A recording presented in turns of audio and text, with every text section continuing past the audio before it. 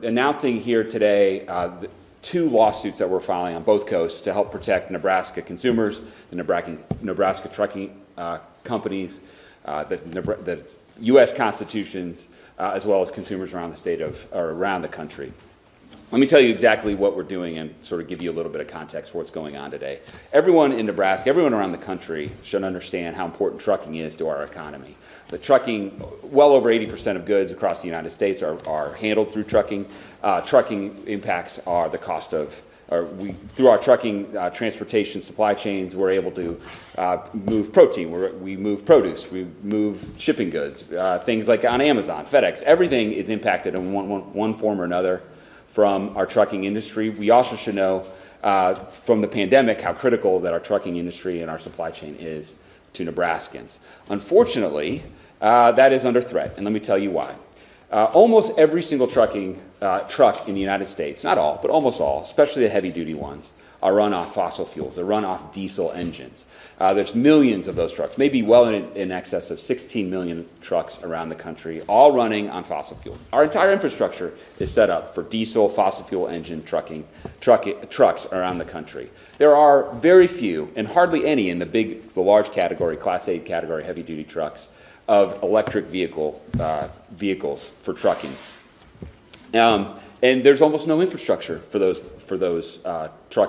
electric vehicles generally or trucking around the country. In fact, in Nebraska, there's not one trucking charging station in the entire state of Nebraska, anywhere that you can find. Trying to take that industry, which built up over decades with a diesel or fossil fuel-based infrastructure, and transforming it to an electric-based infrastructure is probably not feasible. It's probably not doable. There's no actual mass production facilities in the country to develop Class A heavy trucks.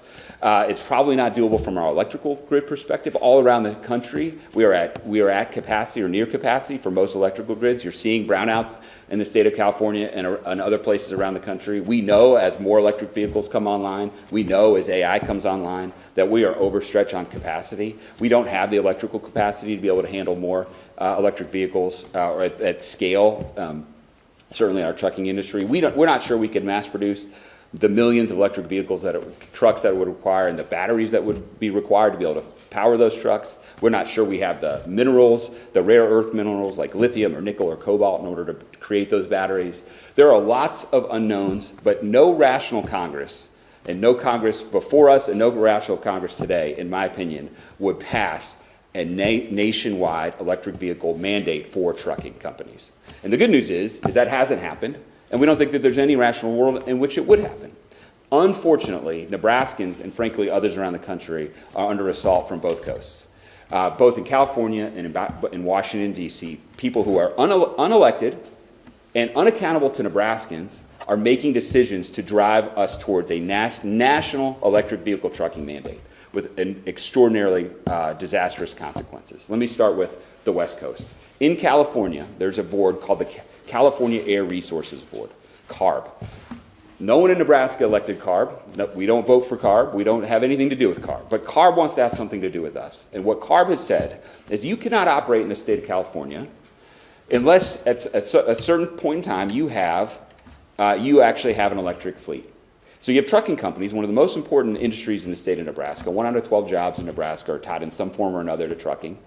You have trucking companies in Nebraska. You have trucks that flow through Nebraska off I-80 that won't be able, if this regulation stands, will not be able to actually do business in the state of California.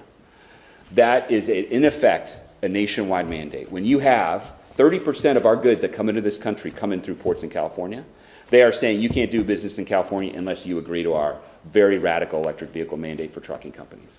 That's on the West Coast. On the East Coast, equally unaccountable, EPA, Biden administration EPA, issued, on Good Friday I might add, on a very slow news day, issued what is their heavy-duty vehicle rule, which would require, again, via national manufacturing mandates, a certain percentage of electric vehicles around the country within a very, very tight time frame for these types of products. Alone and in combination, these two rules, which no one voted for, certainly no one in Nebraska voted for, would put us on a collision course for a nationwide mandate for electric vehicles. That would have even if it was possible to be able to actually meet those mandates and create enough at scale, produce those level of trucks, and get the batteries and get the charging infrastructure and do all those things, the level of cost that it would entail, because these things don't have nearly the same kind of range, they can't take the same payload capacity, would flow, and we know that those costs would flow through to customers, would have a devastating impact on Nebraska businesses and Nebraska customers. Today, we are filing those two lawsuits that I mentioned, because neither of those two rules that I mentioned are constitutional. The good news is the Constitution doesn't give California Air Resources Board the authority to dictate national terms to Nebraska, nor has Congress given the EPA the authority to dictate a nationwide mandate to Nebraskans or anyone else in the country for that matter, mandating these types of technology in these types of truck fleets.